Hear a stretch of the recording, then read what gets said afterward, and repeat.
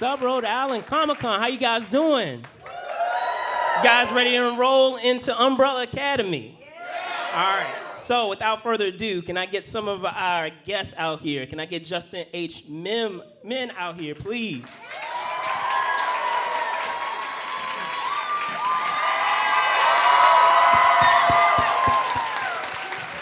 And can I also get Tom Hopper out here, please?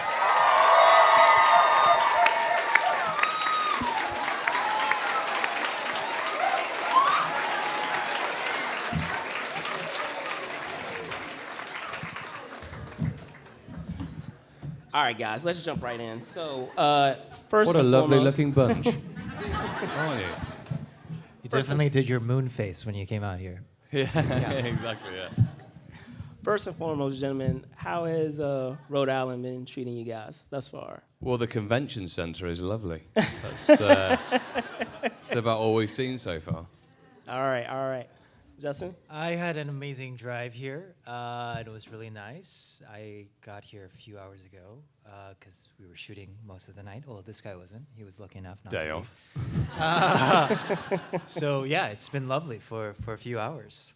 All right, awesome. So, guys, season 1 of Umbrella Academy left us off in a very interesting place. So,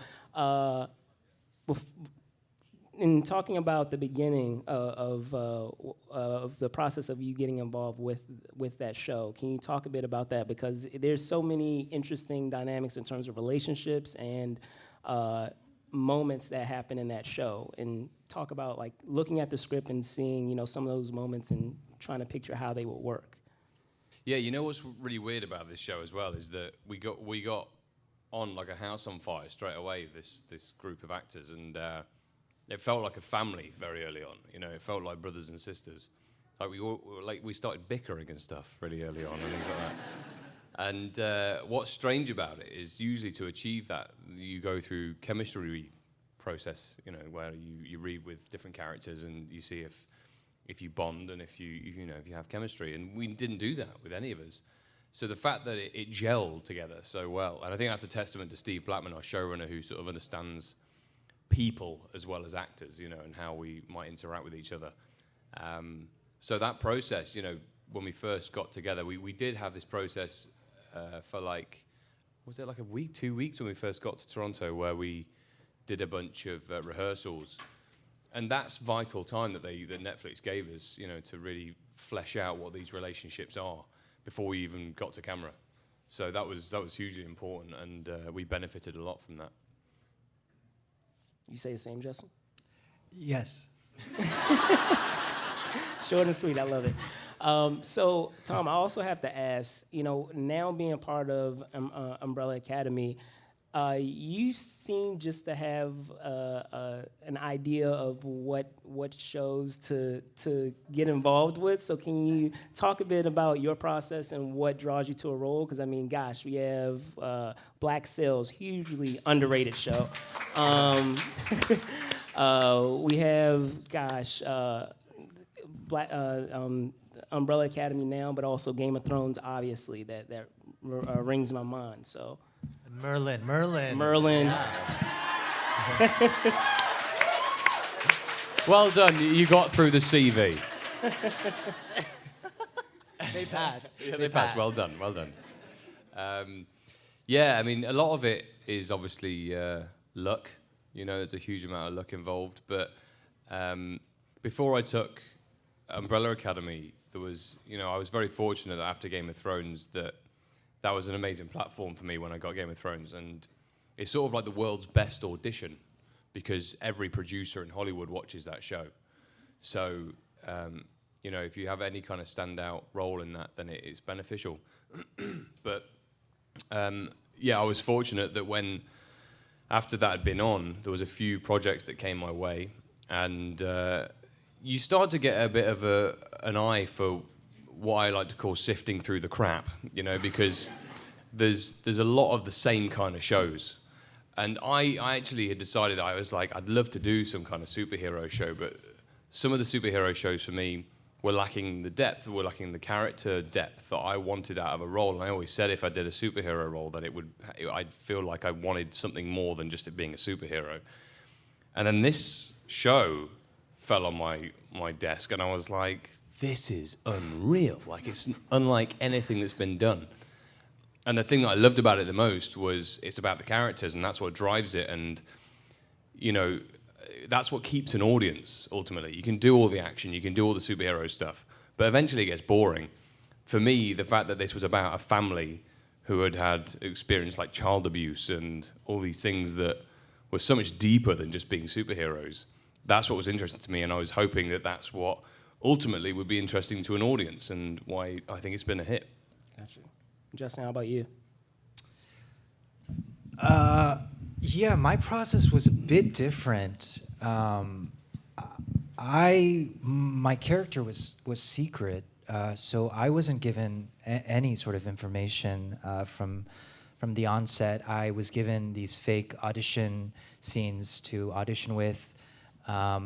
Usually within an audition process, you find out within a week or two whether or not you're moving forward. But I remember I put myself on tape for this part that I knew nothing about, and then didn't hear anything for almost a month, I think, a month and a half. And by that point, I had forgotten all about it. Although I did remember really enjoying even this fake audition scenes, because it was a scene between a brother talking to his other brother who is a drug addict. And obviously they pulled that from the show.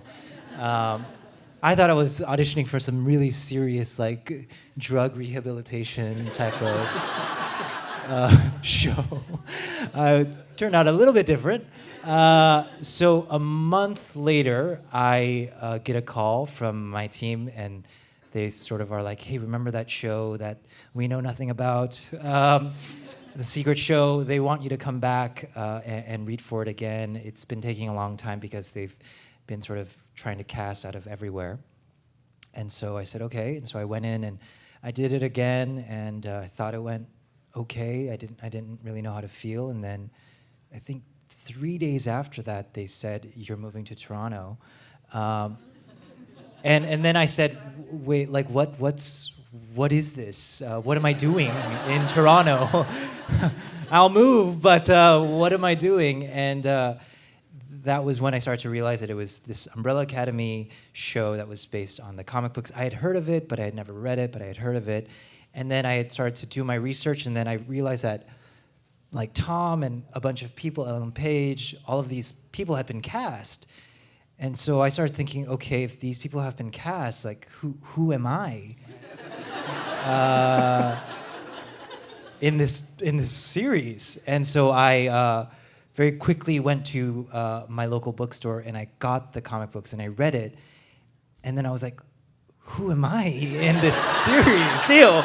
I was like, there's no one who vaguely looks like me, unless I'm like playing a tree in the background. So I got to Toronto, and then Steve Blackman, our showrunner, sits me down, closes the door, and is like, I'm gonna tell you why you're here, finally. You're playing the sixth sibling. And I said, wait, I read the comic books. He's dead. And he said, exactly. And so that's kind of how it happened. And it was such a pleasant surprise. And as Tom said, when we all met, it was like love at first sight. It still is. Sure. Awesome. Well, obviously, I know you can't go into any details, but if, without spoiling anything, if you were able to sum up on the upcoming season a word to describe it, what would you say, each of you? It's just broader. I can't sum up in a word, but like it's like, think about everything that you loved about season 1 and then give it a good old burst of steroids. It's that.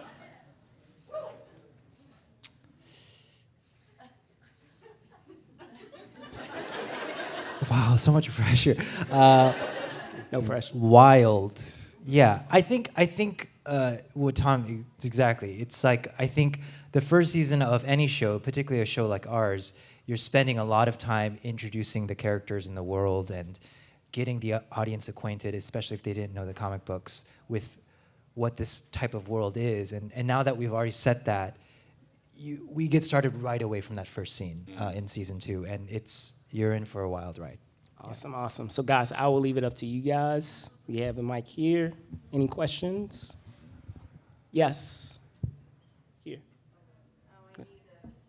Yeah, just come with the mic. And if you have some, we actually can get in line. So if you guys have questions, we can start lining up. Hi, my question is for Justin, and my question is, do you think that in the afterlife, Ben would have met Dave or Patch?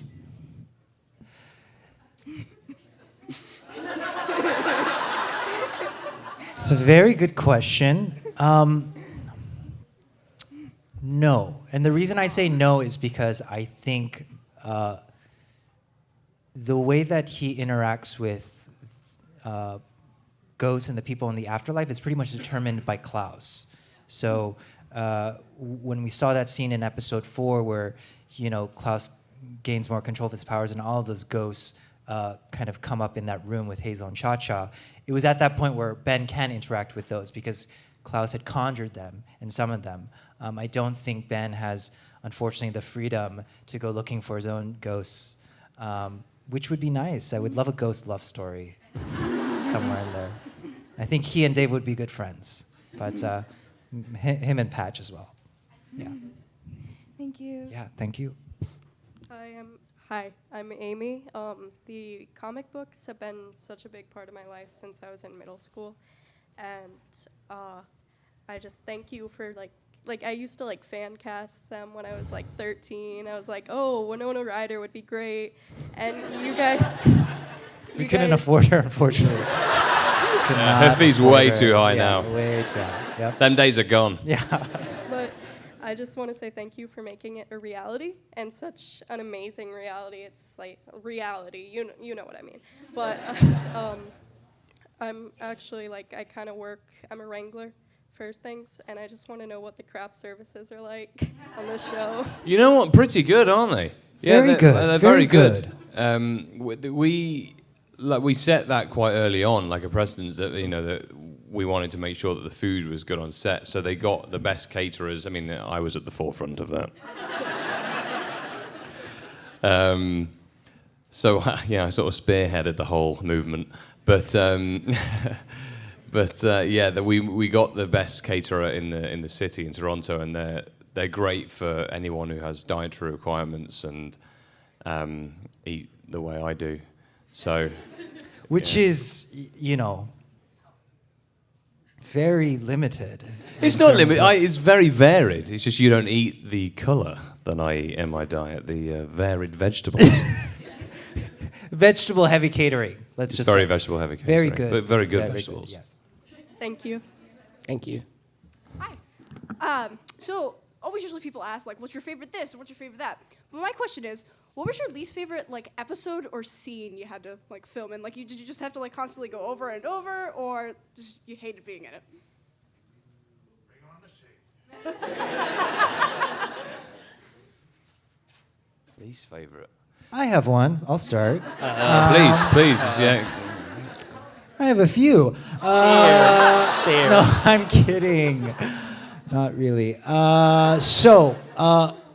The very, very first scene of the pilot, where I have my incredible debut for 10 seconds, in that car. That car was shot in the dead of winter, and we could not obviously turn on the heat of the car for sound purposes or whatever. So it was freezing in there. It was absolutely freezing.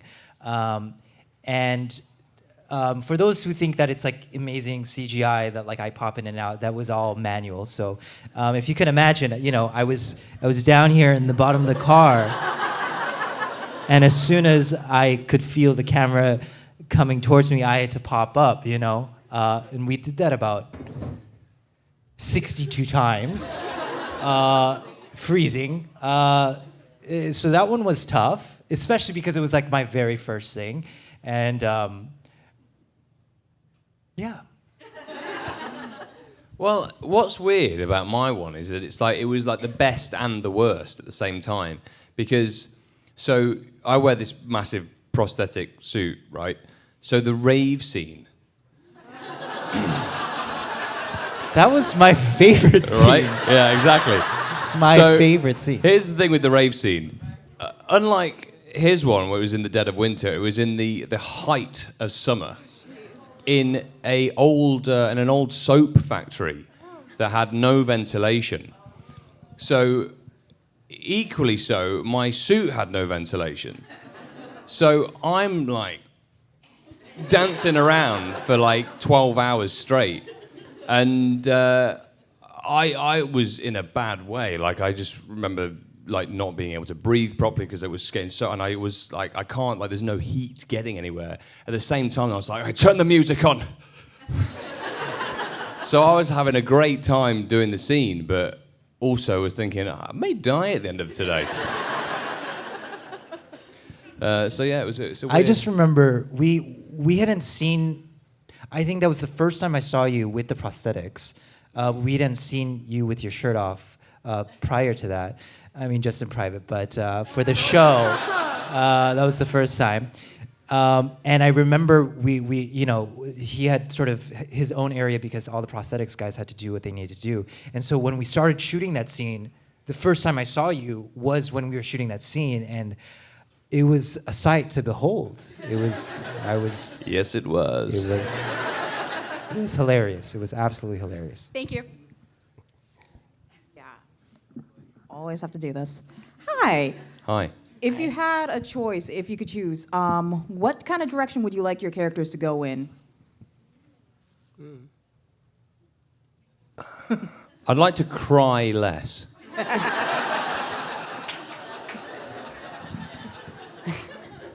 I'd really like to thought cry about this. more. But I think we both have pretty interesting journeys this season, and Yeah. I think they were delightful to get to do. Yeah, I've had a blast this year. Yeah. Season 2's been so much fun. Yeah, so, yeah, I mean, that's the thing with all the characters in Season 2 is that they've all been taken so much further and in different directions than what they were in Season 1, completely. So, yeah, it's kind of all those characters, all the things you loved about the characters in Season 1, they've really been tested this year in a completely different way. Okay, well, thank you. Okay, first must I say, Dad sent you to the moon. He did. Don't bring it up. Sore subject. Second of all, so this isn't much about the show, but it's about the people who did the soundtrack. Did you know that My Chemical Romance was getting back together before?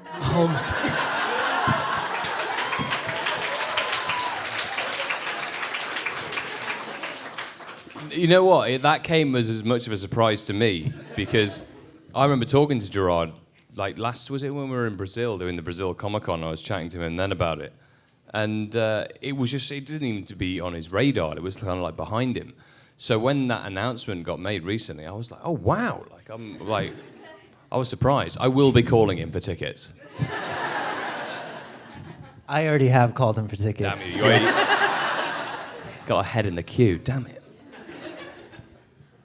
And if you had to choose, what would be your favorite relationship between the father of the family and the children? What would be your favorite relationship between each of the children? Like whether it be Vanya or Luther or... As in our favourite relationship between him and them? Yes.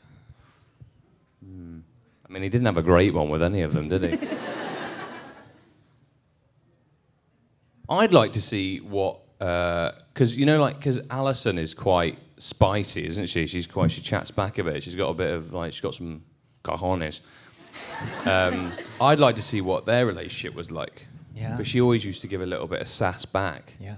So, and I think she's the only one that did that. I mean, they seem like they were close. I mean, he used her. True, yeah, he used her, yeah. He used her. So I wonder if she chatted back to him a little bit. Thank you. Robert, what are you doing here?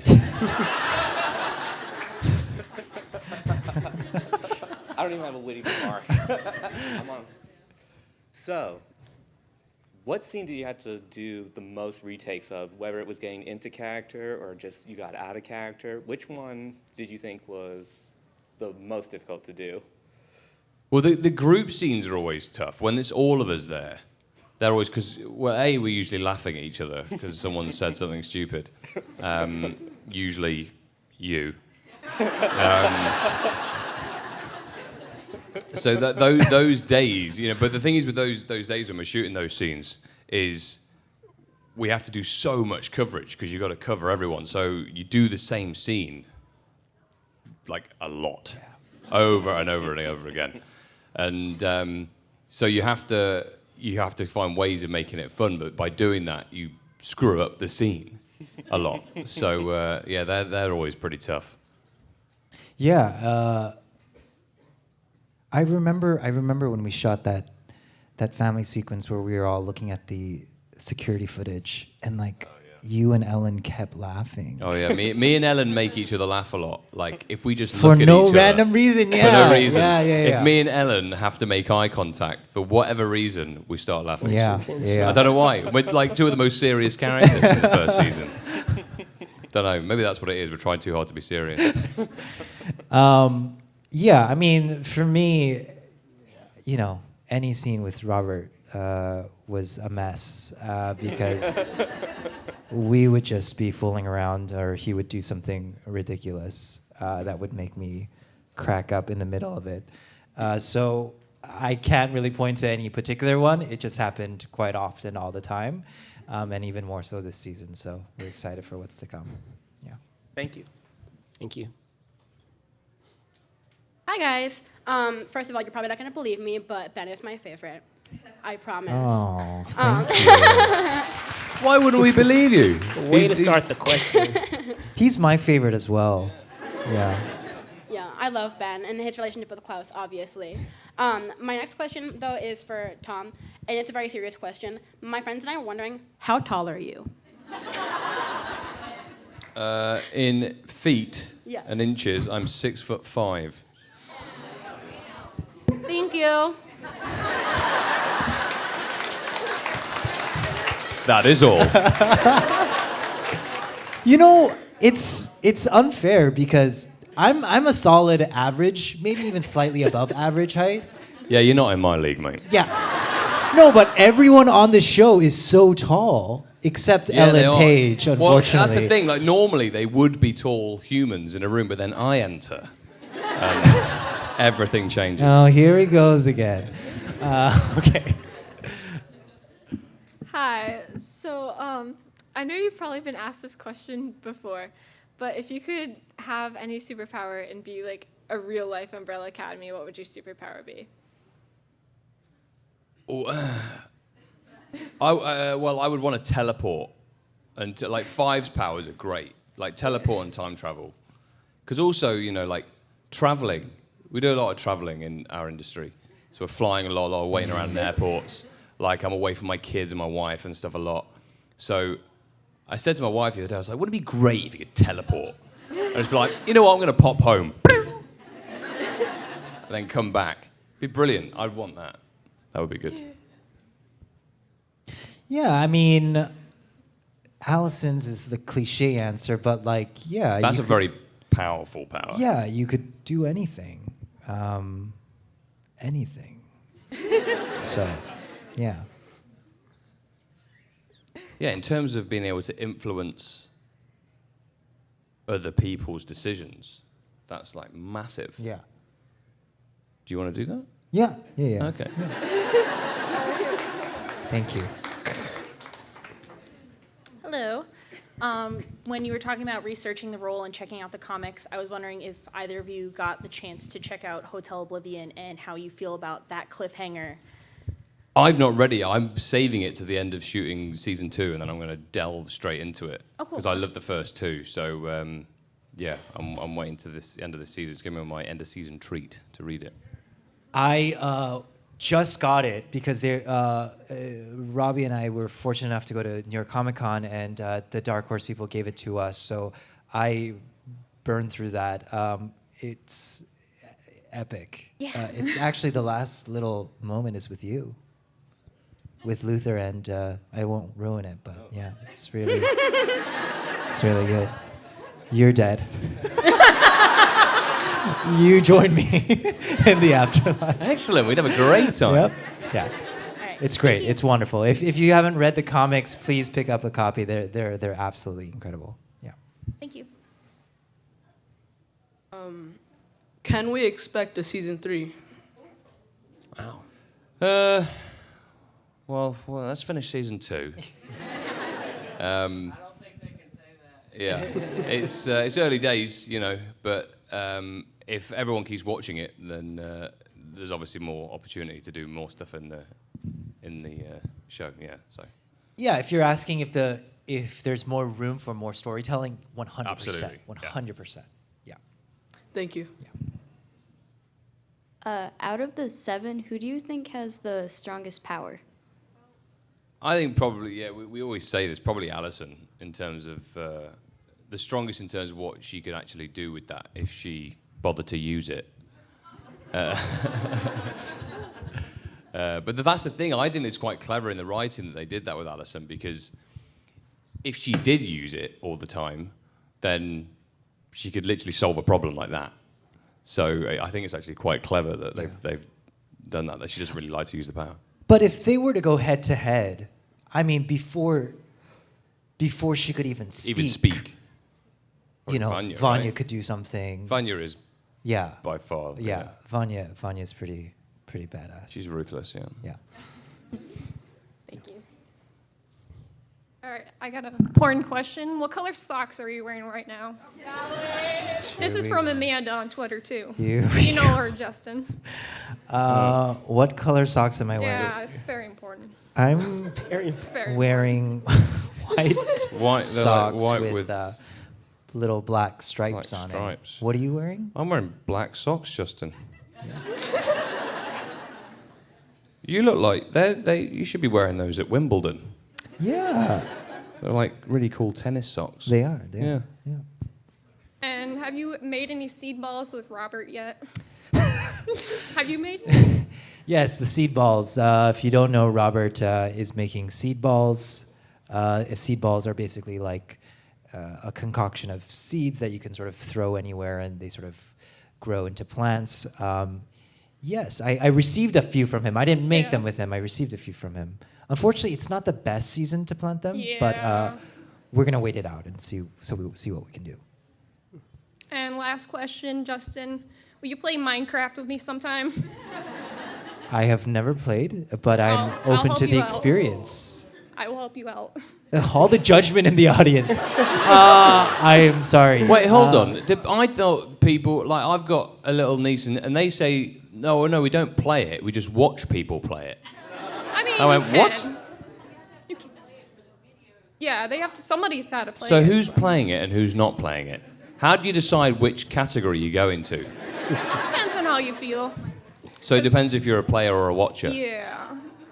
I remember when someone first mentioned it, I thought they were talking about Minesweeper.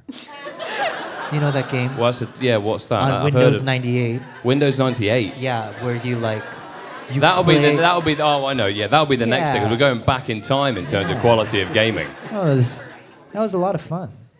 This next thing we're going to be playing Snake. Oh, Again. classic. It is a classic. We That's- should bring back Snake. We should. Do they have a Snake app? Okay. Oh man, best game ever. Perfect. I got one that was so long once. That was a proud day. And then last thing, Justin, me and some Twitter stans are coming for you tomorrow, so. Oh. Yeah. We got like a whole group and everything. Okay, I'll be ready. You better. That's it. Thanks, Ross. And guys, I'm sorry, we only have time for 2 more questions, so you gotta make them fast. So, first of all, I just want to say, Justin, you were the star of my favorite scene where you're on top of the ice cream truck and you just say, wee. That was my favorite moment. It's in the entire improvised. season. That was improvised. It was. We had been in the ice cream truck for about 6 hours. Oh my God. No, it wasn't that long, but we had done that a few times, and you know, once you're sitting in that seat for that long, you just start to say random wee. things. Yeah. And Yeah, you were there that day too. Yeah, Yeah, we I were was all in just that scene outside together. the Yeah, ice yeah, cream yeah, man, yeah, yeah. yeah. and my question is, what is your favorite theory about how Ben died? Ooh, it's a good Because there are a lot of question. fan theories. So which one's your favorite? Isn't the one that Luther was something to do with it? Isn't this one? I'm sure there was one though where like Luther might have been to. Is that in the comic or? Yes, there's a sort of indirect allusion to that. Yeah, I could see you doing that. You know, I really don't want to say anything because who knows if the show will explore that, and I don't want to say anything. But good question. Thank you. Thank you. Thank you. And one question can be a double parter. Go ahead. You kind of just touched on this, but were there any memorable ad libs that either of you had, whether they made the final cut or not?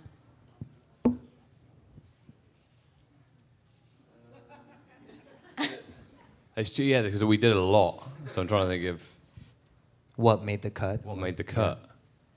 That's it's one of the beauties of the show and the freedom that Steve, our showrunner, gives us. He kind of allows us to go off the dialogue and the script whenever we feel like it's a good little moment. And there's a lot of things that everyone adds here and there that makes it really fun.